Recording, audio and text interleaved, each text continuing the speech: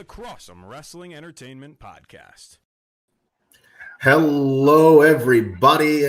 Great to see you all here. My name is Noah Cross. That's my best friend, Tyler Bard. And welcome to episode number 7 of Crossome Wrestling Entertainment. We're excited to have you all here.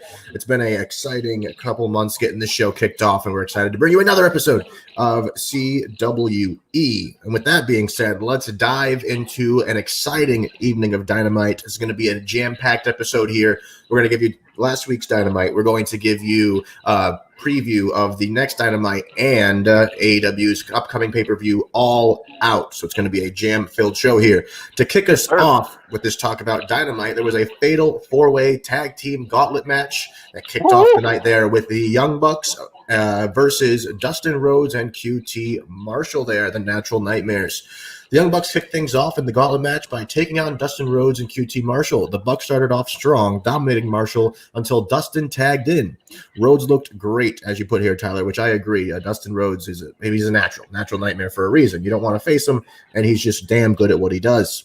He was all over the Young Bucks and even pulled out a Canadian destroyer. What? I know. You love to see it. Let's see here. The match ended with QT Marshall getting hit with the BTE trigger and getting pinned, and the Young Bucks will face the Best Friends next up in the Gauntlet match. What do you think of that first bout there, Tyler? Very good, quick paced. They managed to get Dustin by himself for a while, so they were able to focus in on him, get him exhausted, to make QT come into the ring and have to be isolated himself, which I'm sorry if we're going to pick one. Dustin's the better wrestler in the Natural Nightmares, in my opinion. So he would have fared better in the ring, but they isolated QT, hit him with the BTE trigger, and that was it. But clean, definitely a clean match. Yeah, it looked good. Great way to start the night. I enjoyed this match. I thought it was real good too. I get you saying it was a quick pace match. I think it's just tough. They literally only have 2 hours, and they have to get 4 matches in, 3 matches in this Gauntlet match here. So it was definitely a quick pace that they had to follow to get things going. So next up in the Gauntlet match style, which if no one's familiar with how a Gauntlet match works, is actually the Young Bucks and the Natural Nightmares started off the night, and then whoever wins that first bout faces the very next team. No time to rest, no time to go back and grab a drink of water. You're going to keep going until there's a winner. The next up in that Gauntlet match there was the Young Bucks versus the Best Friends. We have here, the Best Friends came in fresh and grabbed the advantage early on. Trent cut down Nick Jackson at ringside with a spear. The Best Friends briefly isolated Nick Jackson until he hit Trent with a suplex on the apron. And you could actually see the other brother there just with pain in his face saying, "Oh my gosh," on the apron, the hardest part of the ring, Tyler. I mean, it's no joke. It's no joke. That's the hardest part of the ring. Matt Jackson came in and took the fight to the Best Friends. Matt and Nick Jackson were going to try to hit Trent with the Meltzer driver, and out came Hangman Adam Page to ringside, and he caught Nick Jackson by the foot, which gave Trent the advantage to roll up Matt Jackson and get the pin. What the hell, Hangman You know what? Page? There's nothing I like more, Noah, than being right. And oh boy, did I nail that one. I am so happy that Hangman Page made my prediction come true. And here's my thing, and I'm going to say this again later. I don't like that Hangman is the one to distance himself from the Elite. Because to me, he was always the one that was like the biggest like team player. Yeah, but he never wanted to be part of the Elite. The man was recruited to be in the Elite. All right. If Hangman wasn't in the Elite, would he be as prominent as he is right now? No, but I don't think he needs the Elite anymore. I think he has proven his point. So what you're saying to me? Sorry, I didn't mean to cut you. Actually, you know what? I did. Okay. I don't apologize. Well, no, is that Hangman is biting the hand that fed him? Correct. And you're on Hangman's side with this. I like Hangman, and I love a good heel storyline. Not that I fully think he's turning heel right now. I still think Kenny Omega is going to be the heel of the relationship. But I think the manipulation of FTR is incredible. And you know me, I love the bad guy. Always have, always will. And this was an awesome finish to this match. to allow the best friends to move on versus the FTR. Take us through that one, my friend. So yeah, it was a hot start. The final match of the Gauntlet saw FTR come down to the ring and take on the best friends. The FTR were fresh and absolutely dominated the best friends. They didn't even wait for the bell. They attacked them immediately. The FTR focused on Chuck, his knee, in fact, and it ended up paying off for them in the end. Dax Hardwood locked in a knee bar on Taylor and made him tap out. FTR wins the Gauntlet, and they will face the AEW Tag Team Championships at All Out. And a great way to begin the night for AEW Dynamite. Absolutely. It was an exciting start there. Gauntlet matches are always fun to watch. You're going to get to see so many people come through the curtain, whether it's a singles gauntlet match or a tag team one in this instance, and you get to see a lot of people in action. So you'll love to see that. And there on the screen are your next tag team champions. Whoa. We'll get into predictions later, my friend. And we have a special guest joining us for predictions, so stay tuned. Look into that. Our producer, Joe, will join us. It's exciting. He put on his greatest attire. It's going to be great. Next up in the night here was Lance Archer versus Sean Maluta here. This was a quick match here. Lance Archer was actually accompanied by Jake the Snake Roberts, so it's cool to see him going around doing his thing. As you can see, Lance Archer is a behemoth of a human being and just absolutely destroying his. I mean, that's just brute strength right there. Former Cruiserweight Classic competitor Sean Maluta made his AEW debut against Lance Archer on AEW Dynamite. Maluta tried to get the first strike in, catching Archer in the jaw with a forearm. If you ask me, that just pissed Archer off even more. It was mostly Archer after this as he dominated Sean Maluta, hitting him with a high-angle chokeslam, as you see on your screen. Archer went for the pin, but canceled it midway through. Archer pulled Maluta back up to his feet and decided to lay in the exclamation mark by hitting Maluta with the blackout, which was not necessary whatsoever. That wasn't it for Archer. He slammed Maluta's head into the mat before pinning him, and when he slams the head into the mat, he actually just grabs them like a basketball. He grabs their head like a basketball and just slams it into the mat, and then pins Maluta here, absolutely destroying him. After that match, Jake Roberts took the mic and addressed the Casino Battle Royale at All Out, which Archer was confirmed to be a part of. Roberts said that he was confident of Archer tossing 20 men over the top rope at All Out and grabbing the title shot, which the winner of that Casino Battle Royale will get. Taz and his little cronies came out, and Taz said that it was either Stars or Cage that would win the Casino Battle Royale at All Out. And then, out of nowhere, who I would say, like, to me, I felt like a little kid seeing Darby Allin just skate through and then just jump and interrupt them and just start beating people up. And Ricky Starks. Yeah, right. To be specific. I literally said to myself, all right, Darby Allin's really cool. Like, he just came in with the skateboard here and just jumps and starts beating people up. Like, how much cooler can you get than just skating through the arena? Like, hey, like I know you're having your segment right now. I'm just gonna come in here and beat you up. Yeah, excuse me, I have something important to do. So do you think Taz's words are gonna hold any legitimacy, Tyler? I know we're getting not a chance. Okay, not a chance. We'll dive more into that then when we get to the predictions at the end here. So that's good stuff. Next up was the contract signing, which is for the match at All Out for the AEW World Championship here. Tyler, your buddy MJF, want to take us through his promo? That to me, I'm not even joking. I laughed. Like, there were some amazing lines. I loved the part, especially when MJF was making fun of Moxley, and MJF was like, "So Mox, like, I can see you're balding," and Moxley goes, "Yeah, MJF, it happens with age. You'll get there once you hit puberty." And I was like, oh my gosh. Like, it's going to be one of those. It honestly felt like a Yo Mama fight from back in the day where they were just throwing insults at each other. MJF went on to call himself a pro wrestling prodigy before saying that Mox was inspired by people like the Sandman, New Jack, and Onita. MJF said that he studied himself, studied greats like Tully Blanchard. So it looks like Tully Blanchard is making quite the impact in AEW. Everybody is sucking up to Tully Blanchard, and maybe they think with Tully Blanchard comes success, so they're aligning themselves with the right man. MJF moved on to the subject of having the Paradigm Shift banned for their match at All Out, and Moxley said he didn't know any lawyers and didn't want to get sued, so he signed that contract on AEW Dynamite. But no, there was a little twist. Yeah, there was a contract. A twist. Tyler, go ahead. Tell us about it, please. So he added that he had put something of his own, a little stipulation on the last page of the contract.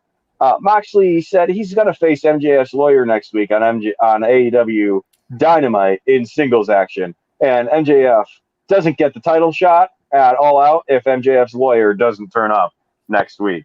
Yeah. Incredible work by Moxley. That is so funny. And that's what you get when you don't read the contract first. South Park tried to teach us. You got to read those contracts, or you could be signing your life away. Absolutely. So that was a great segment. It just shows the maniacal genius that is Jon Moxley and his deviousness to get under the skin of anybody who's going to go against him. So I love to see it. And as you see there, MJF is still sporting his neck brace. On the left-hand side, you can see his scarf on a walker. Yeah, which to me is absolutely brilliant. It's hilarious. Serious. He's injured. Oh my God, save it. It was funny. It was funny. Here's my thing though: if he's going to be playing up this injury so much, like Jon Moxley mutilated him, like is he just going to take all that off for the match, or is he going to stumble into the match like he's going to have like this? He's gonna cheese the hell out of it, and I'm so excited for it. All right. Well, fine. But yeah, this was a fantastic segment. I loved the Jon Moxley getting the best of them again, like that, that darn baby face getting the best of the heel type of action that you just love to see. So I loved it. It was great. Good segment. Tyler, I think you would agree. Oh yeah, absolutely. Anything that has MJF in it is already 5 stars. So 5.5 stars. Absolutely.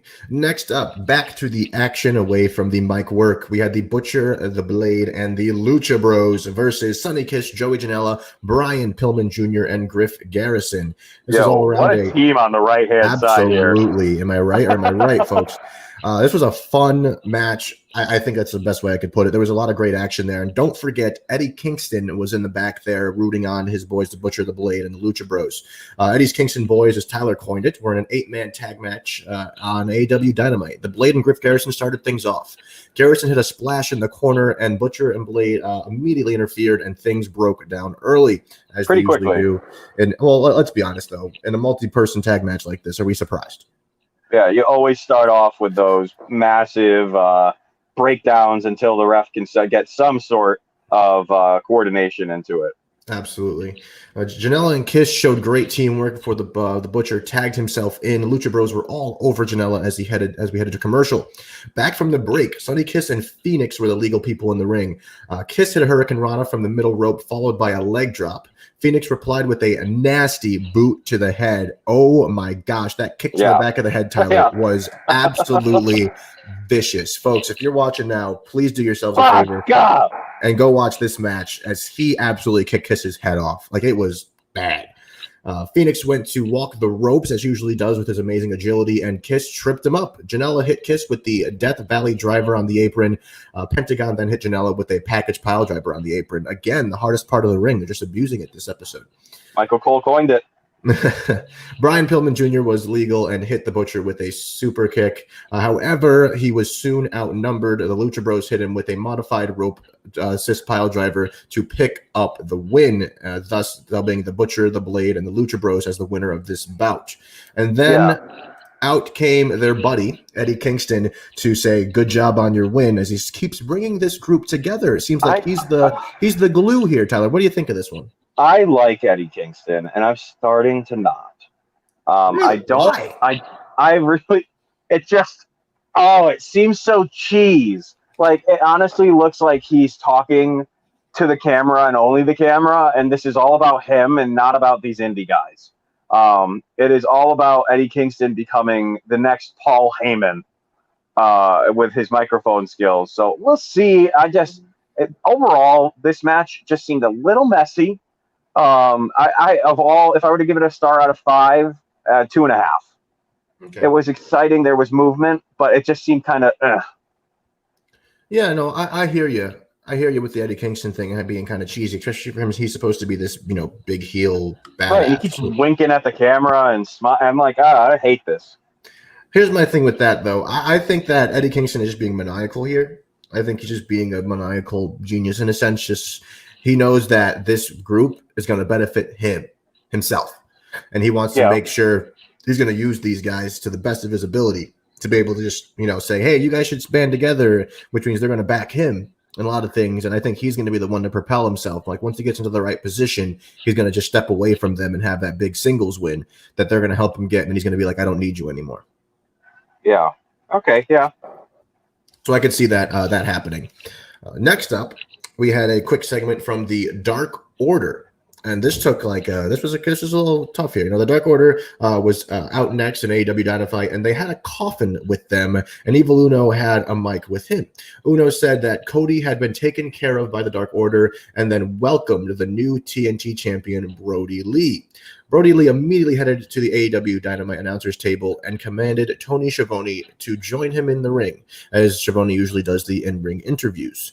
Brody Lee said that people like Tony Schiavone laughed at the Dark Order. He then added that he had warned Cody that he would take his title, and that's exactly what he did. Lee then added that while he was champion, no indie stars would get their TV time. As we saw, I hate him. Cody loved bringing on new people, bringing on new faces, and giving them that big shot at that TNT championship in his open challenges. Lee then introduced Anna Jay as the Queen Slayer, is what they're going to coin her as, and John Silver grabbed the mic and tried to congratulate Brody Lee, but was hit by a right hand for his troubles, which to me is hilarious. Can I say during this segment is another time I laughed during this show, because all of the Dark Order were chanting like "You deserve it" at Brody Lee, and they were chanting like "Thank you, Brody" and that kind of thing, and as the fans would do in a big championship win, like when you have an underdog who's fought for months and had a storyline for months. And remember, this was the first Dynamite with fans in attendance for the last few months, and they did not join in. No, they didn't. I forgot about that. Yes, there were actual fans in the seats. They did social distant groups, and they all had masks on wherever they were filming in Florida, I think, which is an odd choice. But they're at Daly's Place, which is next door to the Jaguar Stadium. It's an outdoor arena. Oh, okay, gotcha. Good stuff. So yes, the Dark Order here, we're trying to get chants started to encourage Brody Lee, and well, that didn't work at all. Out came Dustin Rhodes and QT Marshall of the Natural Nightmares, still a little bit beat up from their gauntlet match they had earlier, and they came out to get some revenge in the Dark Order. They were soon joined by Scorpio Sky, and the three of them fought to what looked like to be a losing battle, and then out came Matt Cardona to save the day, and those four were able to oust the Dark Order from the ring, sending them packing, and probably an action later on this month, I would say. They'll probably meet in the ring, as we'll get to that later. This segment to me was good. I think it established what they wanted to establish, that the cronies are all these cronies. They're just that. They shouldn't be overthought, and that Brody Lee is their messiah in a sense, that he is the guy, he is the brains of the operation, and they're going to do whatever he says. Yeah, I agree. It's again, this was an all right segment, a little bit dry. I like Brody Lee. I hate that he's taken the route of not getting the indie guys in, because I love seeing the indie guys, but it is what it is. And we moved on to a better segment, in my opinion. Next up. We're going to disagree on this one again then. Hangman Page kicked out of the Elite is the latest headline of AEW. It's a big story here, as the Young Bucks confronted Hangman backstage on AEW Dynamite after what he did to them earlier, costing them their match in the Gauntlet match. They accused Page of being nothing but a drunk as they found him at a bar, and Matt Jackson then kicked him out of the Elite. Tyler, please tell us how much you enjoyed this segment. You know what? I don't think I had written it was boring, but I come back to say, wait a minute, this is actually incredible writing. The FTR has completely changed the dynamic of the Elite in the short tenure that they have been in All Elite Wrestling. Hangman Page and Kenny Omega have been already on a torrent relationship. Things are going wrong, and they're disagreeing, and they're arguing. Hangman's had anger issues. Kenny's had anger issues. Hangman is constantly at the bar and drinking, and FTR is giving him all this alcohol and treating him like, oh, we're your friends, not them. So it really is a pretty dynamic storyline. And I think the Bucks need to suck it up. They lost fair and square, and that's it. Okay.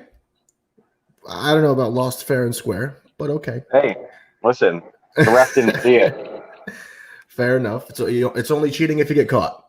That's right. All right, fair enough. I'll say this. I still can't wrap my head around these segments here. I think it's a little boring. I don't get why Hangman was the one to be chosen to go against the Elite here.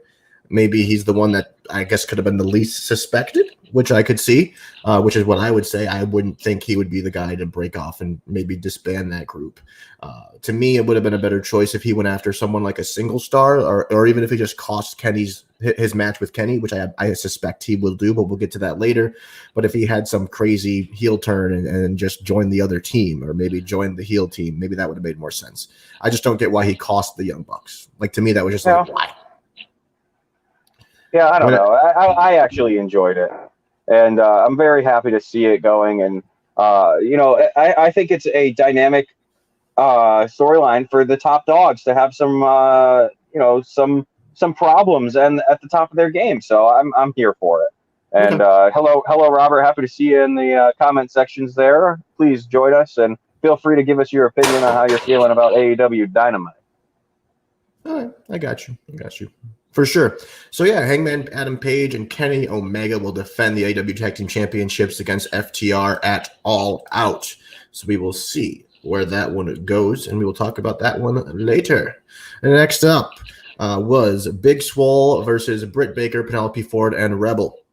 Britt Baker was still in a wheelchair and promised Swole a one-on-one match in the future if she managed to win this bout. Rebel and Ford blindsided Swole early, but she recovered well. The doctor took a cheap shot at Swole with her crutch while Ford had Swole on the ropes. Rebel tagged in and hit a rising knee strike. She headed to the top rope but was brought down to earth by Big Swole.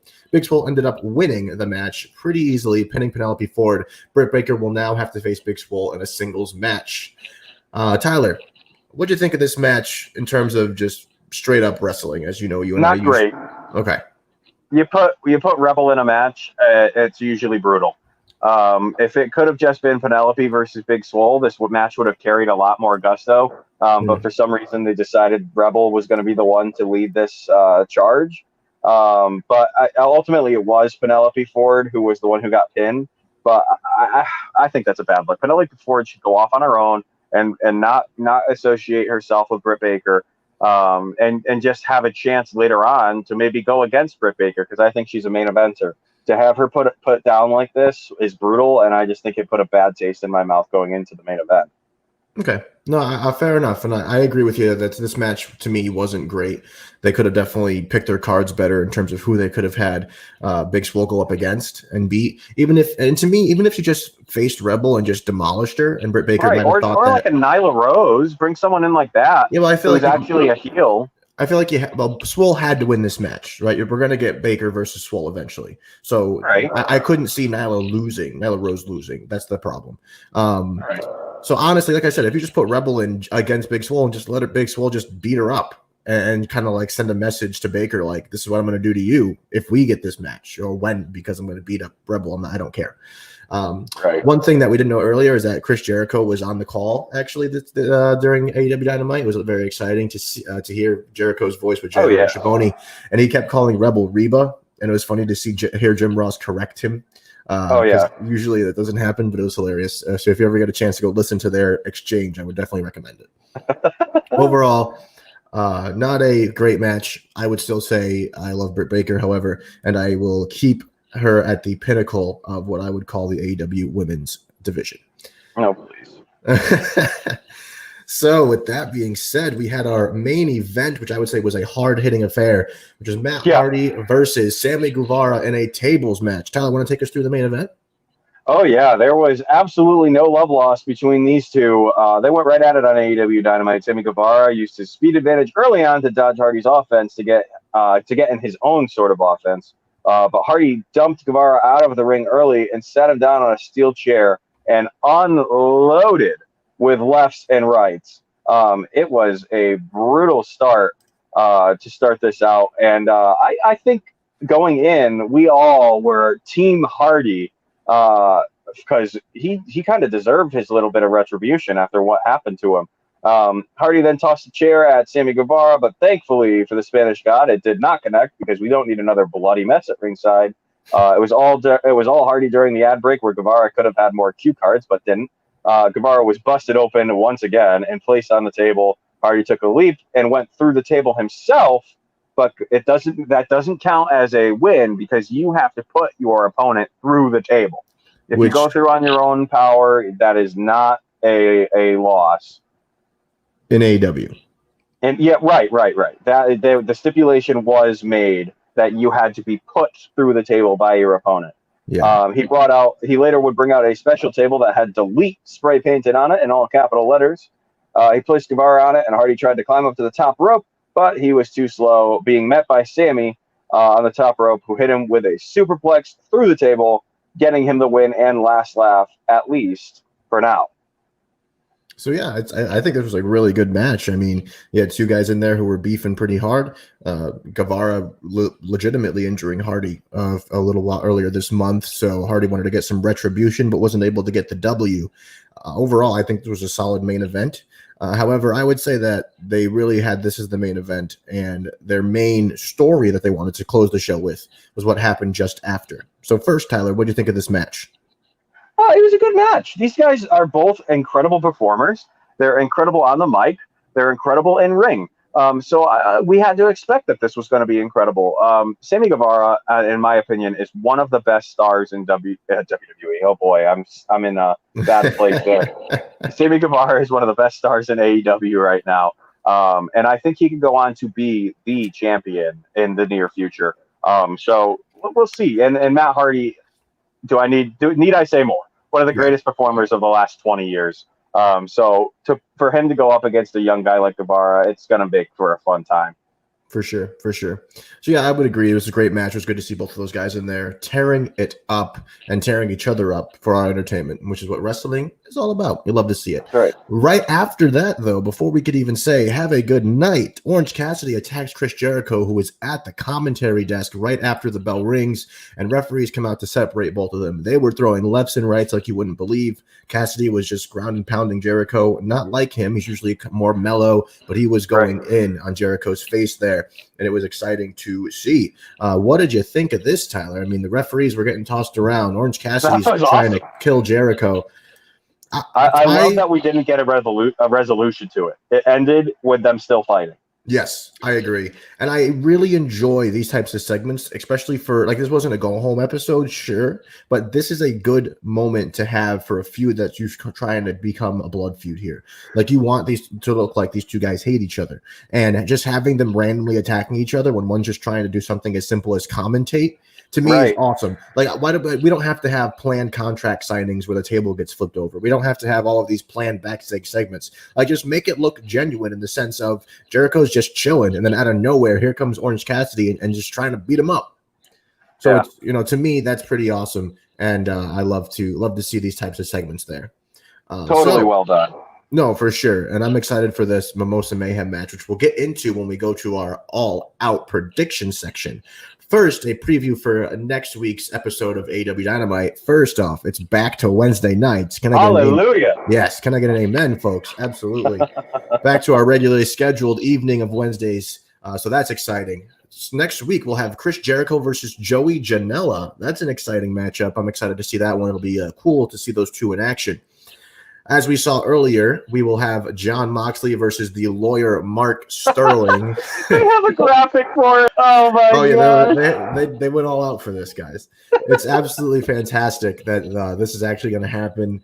Do you think by hook or by crook that somehow Sterling is going to win this match to give us 100% MJF versus Moxley, even if it's like by count out, like even if MJF is just holding Moxley's leg and won't let him back in the ring, And I promised you at least once Mark Sterling gets choked by a tie.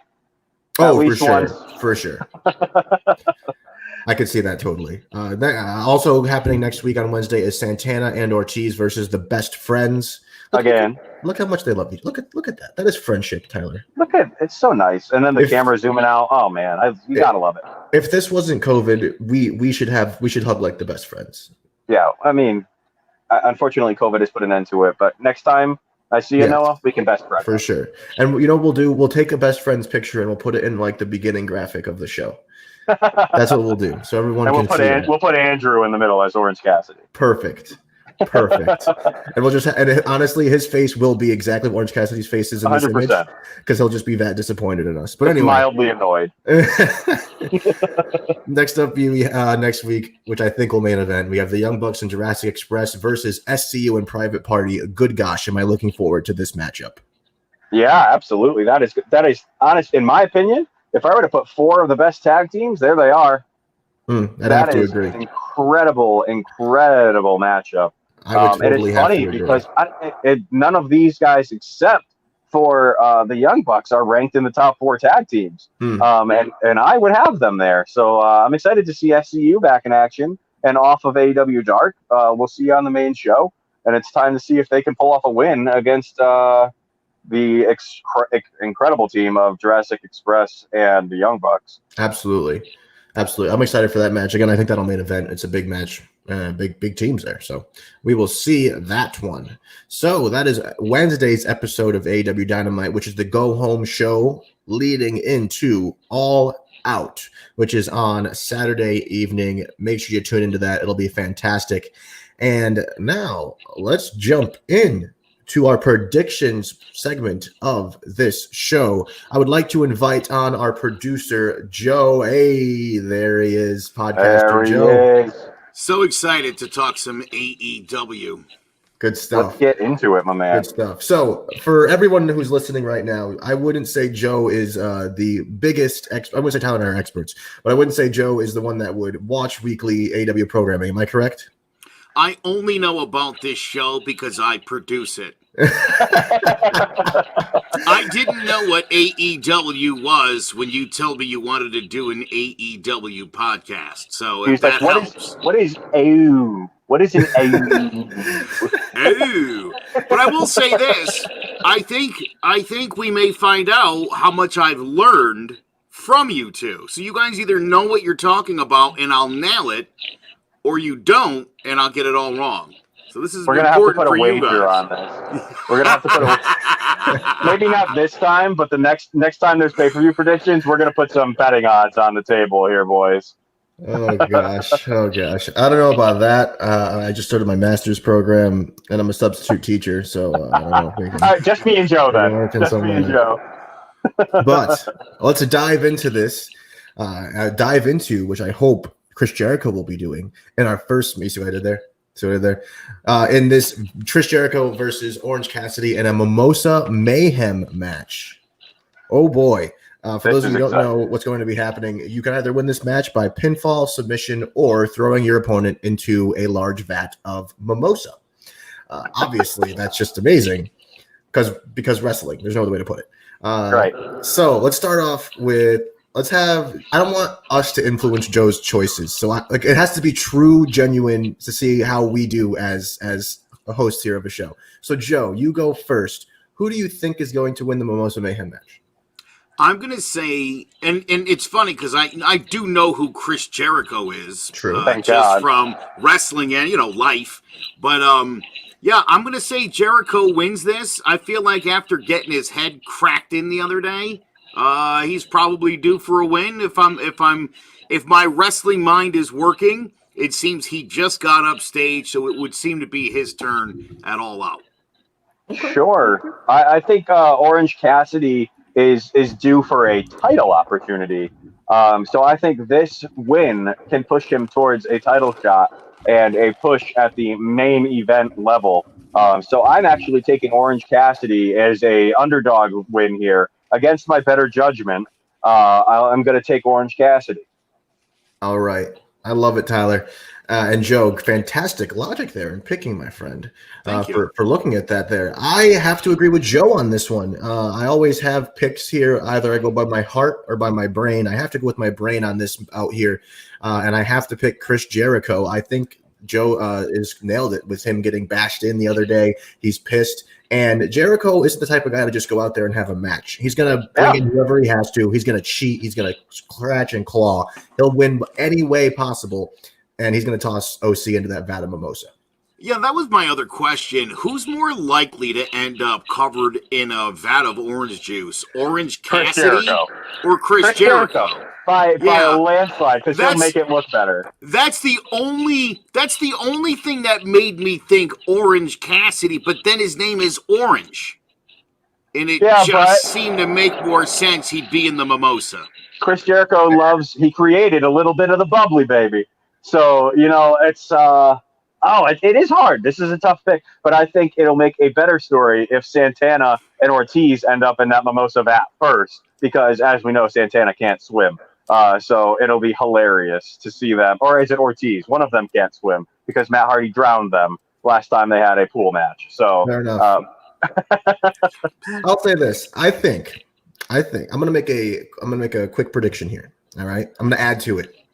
I could see Jericho winning this match by pinfall and everyone being disappointed. And then they just start brawling and Jericho somehow ends up in the vat of Mimosa still. Oh, okay. All right. I can see that happening. Noah, I want in on that prediction. That feels like wrestling to me. Yeah. Especially where Jericho's involved. Exactly. Jericho somehow still ends up in that freaking vat of Mimosa even though he won. I can see that happening. To me would make me laugh. And I'm sorry if I had to put my Paul Heyman on and that was a spoiler, I apologize. So next up here, we have the Tag Team Championships on the line here with Kenny Omega and Hangman Adam Page versus FTR. As we saw, the FTR, Hangman Page and Kenny Omega might be a little out of sorts here because Hangman has distanced himself from the Elite and the Young Bucks are pretty pissed at Hangman. So we have to see where Kenny is going to choose. Is he going to choose tag team partner or is he going to choose the Elite? So we'll have to see what happens there. But Joe, please start us off. Do you think Hangman and Kenny can keep it together or do you think the Revival will capitalize on the weakness of the relationship of the Elite? Well, now that the Elite has been a little bit weakened, I feel like historically in wrestling, when you have something like that happen, you're going to lose your next fight. I think that just makes sense. So that's where I'm going. Yeah, flawless logic. FTR should win this. I think the Bucks are going to cost the other half of the Elite their tag team titles. Because they'd rather have it than Kenny and someone who's no longer in the Elite. So FTR wins. Fair enough. And I'm going to be honest, this one's going to be a wash. I can't disagree with that. I have to go with FTR winning the AEW Tag Team Championships here. Hopefully they take those, which will be exciting to see. I'd love to see it. I certainly would love to see it.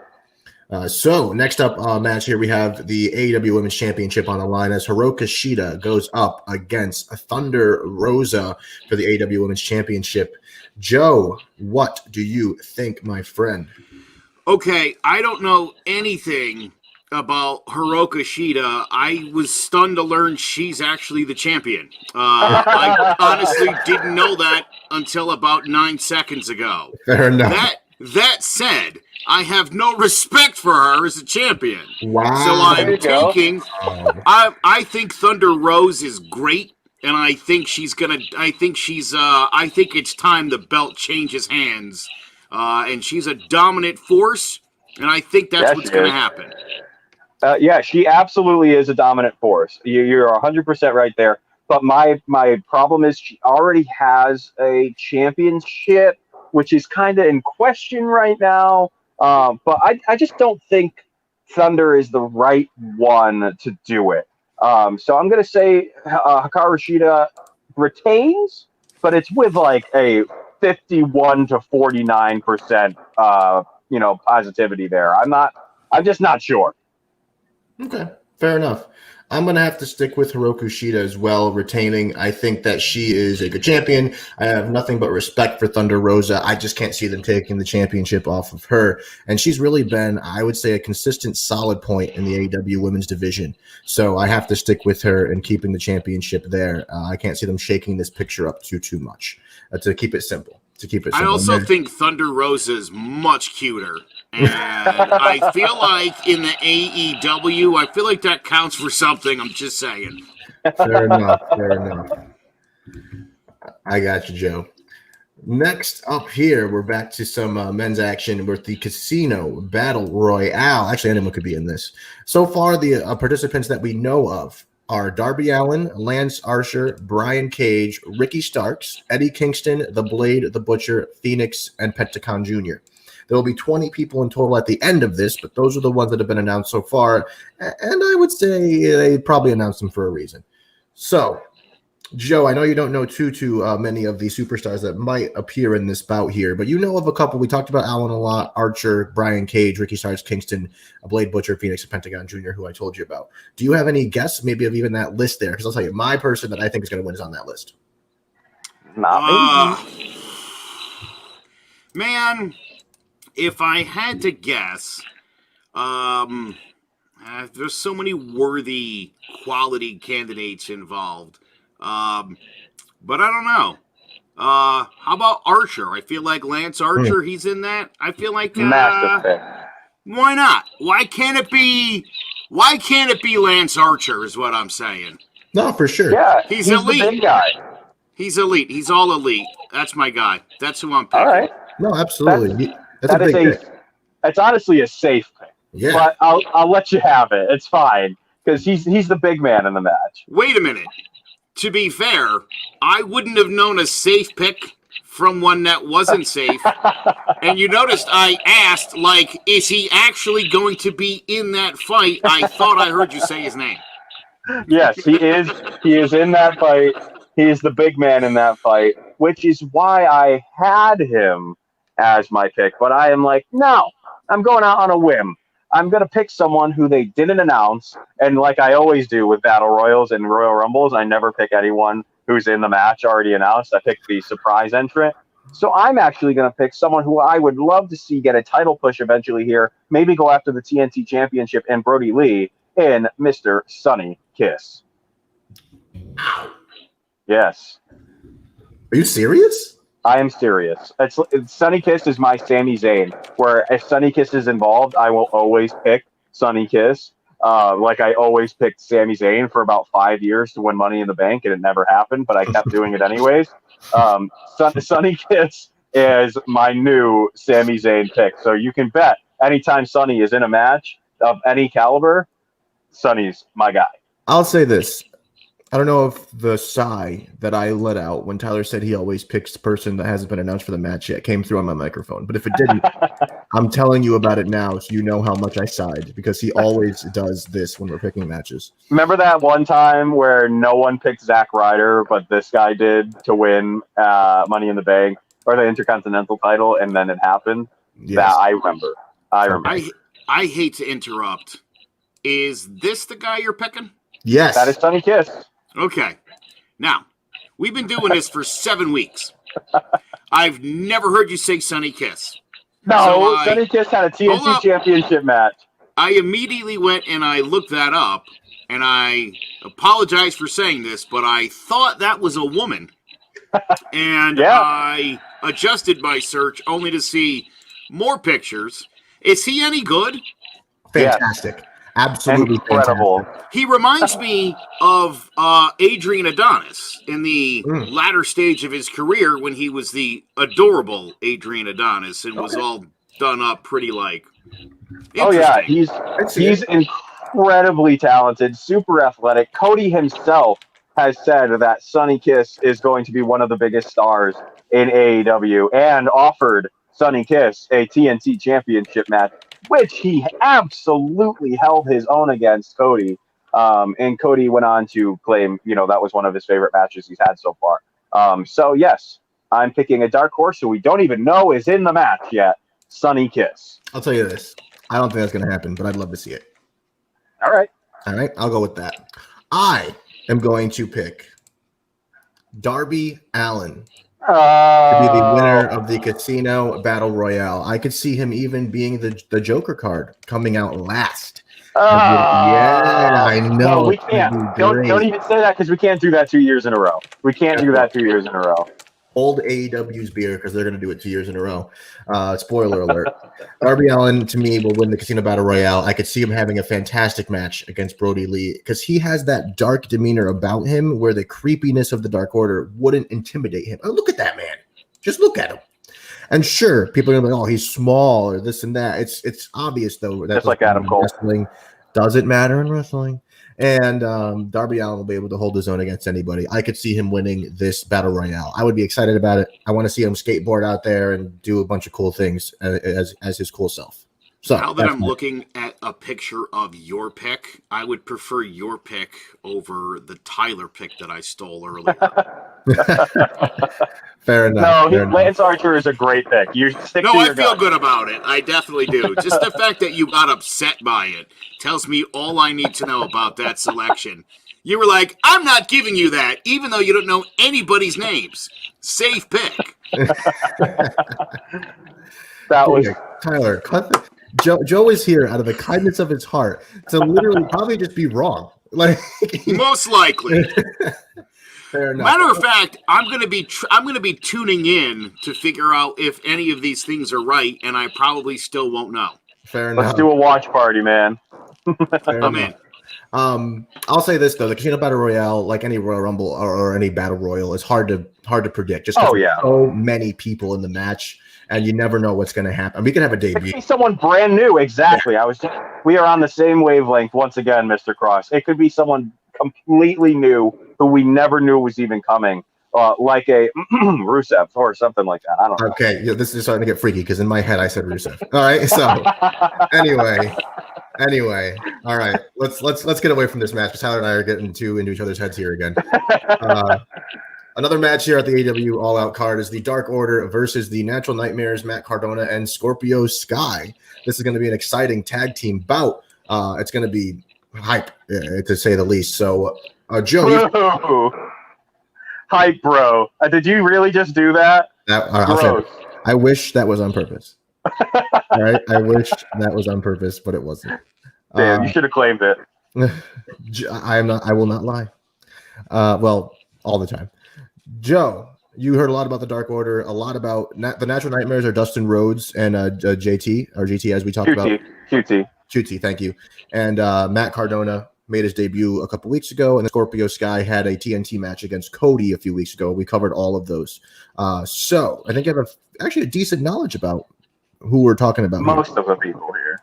I really like Dark Order. I just don't think they're going to win this match. I think it's going to be one of those where they, maybe whoop some ass for a little bit. And then maybe a Dustin Rhodes comes in and gets a pinfall of some sort. Maybe one of those roll-ups that I know Tyler hates. Not at a pay-per-view. Yeah, I think this could be the one. It's going to suck, but I think it's probably going to happen. This, honestly, I know we can't give... I'm sorry, what? So wait, Joe, so you're going with the Natural Nightmares, Cardona, and Sky, yeah? I am, yes. Okay, perfect. Just making sure. I know I have a bunch of stipulations for this, but I'm going to ultimately make a pick. But if the Dark Order has Stu Grayson and Evil Uno in it, they will win. If they are not fighting and it's just like 3, 4, 5, and 7, then they're not going to win. But I do have a feeling that Stu Grayson and Evil Uno will be in this match because they're not scheduled to be anywhere else. So they should definitely pull off the win. I'm taking the Dark Order. Really? Wow. Yes, sir. Okay. I'll give it to you. I have to go with aligning with Joe here and actually picking the Natural Nightmares, Matt Cardona, and Scorpio Sky. I think they just brought all of these guys together, which is kind of random. And they all have a similar enemy, so I could really see them working together and getting the win over the Dark Order. I don't know. I'm sorry, Joe. I hate to do this to you. If the Dark Order were to win, I could see them being the ones getting the roll up. Yeah, they're gonna roll up QT Marshall to win the match. I couldn't see Dustin Rhodes rolling up. He is an all-around stud of a performer. So maybe he'll get that spot there and get a technical roll-up of some type that is really fancy looking. But I could see those men, the men you just saw on your screen there, winning that match. In the likes of let's see here, Natural Nightmares, Matt Cardona, and Scorpio Sky for sure. But overall, that'll be a great match. I think the biggest winner in that match will be us as the fans. Yeah, should be fun. Watch those guys tear it up.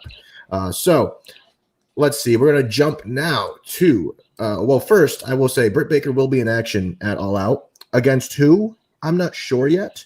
They haven't officially announced if she'll be fighting Big Swole at All Out. I guess we could assume she will. But she's back. Yeah, so let's do this. Let's just pick Britt Baker versus Big Swole. and we'll go from there. Britt Baker's back. Yes, they're in action. Get it? Yes. Thank you, Tyler. Thank you, Tyler, and thank you, Joe, so much.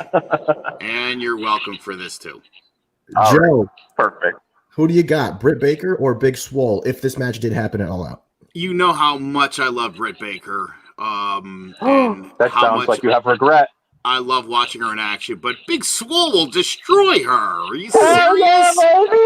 Hell I yeah! love her, but no way. Yeah, she'll get destroyed in that Can I match. say I'm keeping track of all the picks, and as you started talking about how much you love Britt Baker, I put like Joe, Britt Baker, and then Of course you did. and the pain in my heart for having to delete it. You know what, Noah? As much as I love Big Swole, I have to. No, I'm kidding. Big Swole is winning this match. So much. You know what? I typed Swole and then I deleted it when you started talking next to your name. Oh, you two are just. Oh, no, No. I can't say it, but as much as I love Britt Baker, no, I'm kidding. I'm gonna have to go with Britt Baker all the way as the face. That's the face you want in the women's division. She is out there wrestling in a match with a broken face.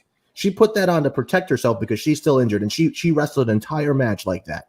All right. Yeah, I'm broken looking at her face, so it's equal. Whoa, easy. No, you're dead on with that. She is amazing. She's enough to make me actually want to start watching AEW on a weekly basis. Thank you. Her talking alone, I think, is funny. I like watching Britt Baker, and out of all of it, I just like disagreeing with Tyler, as he loves disagreeing with me and everyone else. So we're even. But yes, I'm gonna go with Britt Baker by hook or by crook. She will win against Big Swole whenever they do have this match. If it's at All Out or not, again, they didn't announce it officially yet, so who knows? And what I will say will be the main event of All Out. Here it is, ladies and gentlemen.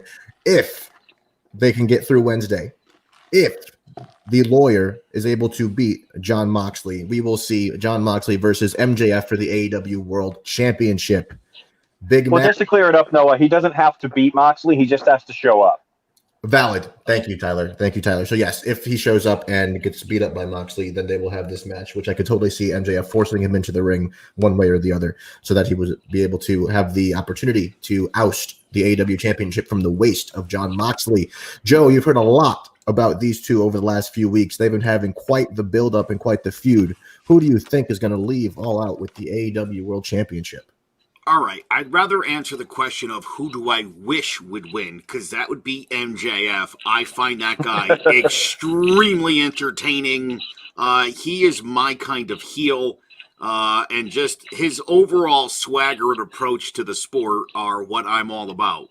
However, I don't think they're ready to end Moxley's reign and hand the belt away. I just don't feel like it's there yet. I feel like they're still riding the Moxley train. I think maybe a Moxley MJF rematch, maybe around New Year's or sooner, maybe November. Maybe that's where MJF makes his move. But I think Moxley's still the guy, and I don't see that ending for him. Okay, that was good. Yeah, Moxley is very obviously AEW's guy right now. I mean, he was just ranked as the #1 wrestler in the world recently. I believe it was by Forbes. I will correct myself if I'm wrong there, but #1 wrestler in the world isn't going to lose his title within the same week of being announced the #1 wrestler in the world, unless it's by some dirty, cheap play by Wardlow and the cronies of MJF's campaign team. So as much as I love MJF, and Noah, I promise I'm not throwing you a curveball, I am picking Moxley to win this match. Wow. MJF, if you're watching this, Tyler just abandoned you. No, you haven't been abandoned. I just need to beat Noah. It's more important than you being abandoned. No, there's nothing on the line. We have no stipulations here. Oh, there's plenty on the line. It's called bragging rights. Oh gosh. And I'm the current champion. No. We haven't dubbed a champion yet. I'm the champion. We'll do that after All Out. So, MJF, I am sorry that you're now saddened by Tyler abandoning you, but it cannot compare to how sad you're going to be when Moxley absolutely pummels you at All Out and retains the AEW World Championship. So I'm going to pick Moxley, obviously, because he's the man. I love watching him wrestle. He's a maniacal genius, and I think he's going to sneak a paradigm shift in there. But then he loses.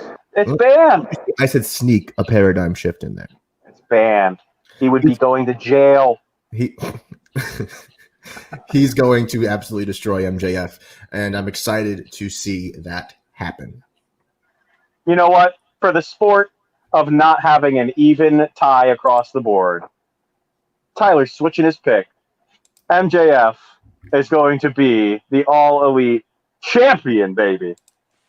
Can I say, as I was like in my head, I was saying, what can I do to get under Tyler's skin and to make him change his pick?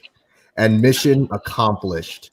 My man knew that if I put down MJF enough, you would. If it works in your favor, great. But when it doesn't work for you, you better expect the most smug SOB you've ever seen on an episode of Crossome Wrestling Entertainment. You know, I know that if MJF were to win this match, I would definitely I will be ready for whatever comes my way. How's that? Oh, dude, we got to watch this one together. I'll be ready for whatever comes my way. We'll have to, we'll talk. We'll talk because my schedule goes back to somewhat normal now with school starting and other schools reopening because I'm a substitute. So as we know. So with that being said, this was an overall fun episode. Joe, thank you so much for joining us for the picks portion of this. I'm excited to see you actually just get everything right. A clean sweep. That would be awesome. That'll be fantastic. And it means Tyler and I at least somewhat know what the hell we're doing here. Which would also be reassuring to see. We could advertise like, we never watched wrestling before. Yep. And Joe went all brains and we went with our heart, so we'll see what happens here. True. This is true. So with that being said, if you love podcasts, visit clovercrestmedia.com for a wide selection of great shows covering sports, business, relationships, pop culture, politics, and true crime. 26 shows on the hashtag CMG network. And if you don't find what you like, start a podcast of your own. We can help you launch your podcast for as little as $15 a month. ClovercrestMedia.com is a website. So visit it and make sure to check it out and tell your friends about it. You can visit clovercrestmedia.com and click on the link for the latest on your favorite CMG sports podcast, as well as blogs and videos and other latest information. So with that being said, tune in to Dynamite. Definitely tune in to All Out. I'm Noah Cross. That's Tyler Bard. And this was Crossome Wrestling Entertainment. Thank you.